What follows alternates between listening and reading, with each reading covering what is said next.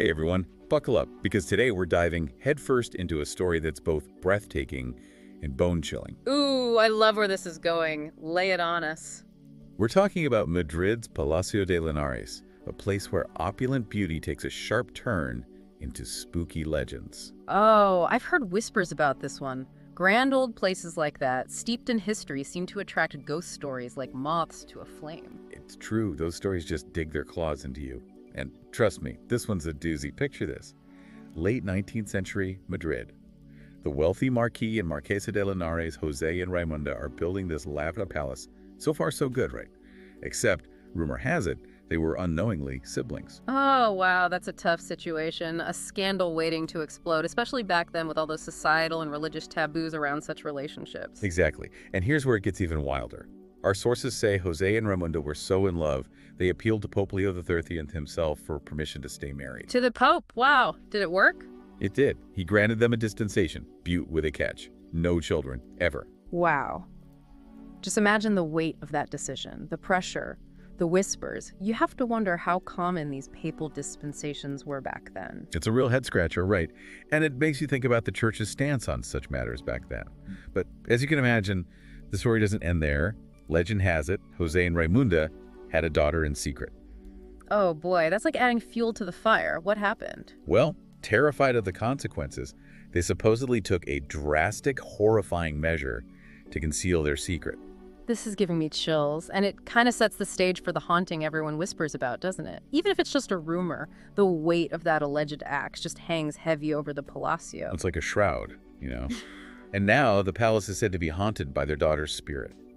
Visitors, staff, they've all reported hearing whispers, cries, even seeing a young girl.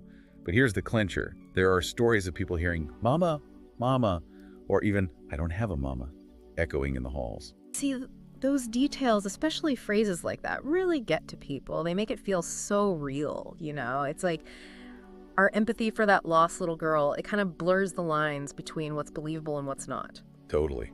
And hold on, it gets spookier. Some claim to have seen Raimunda herself, usually by the windows or that grand staircase. Yeah.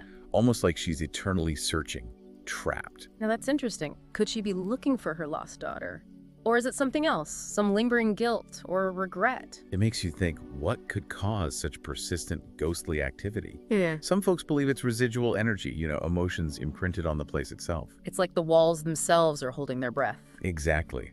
While others, well, they might say it's our minds playing tricks on us. We hear what we expect to hear, see what we expect to see, especially in a place with such a tragic history.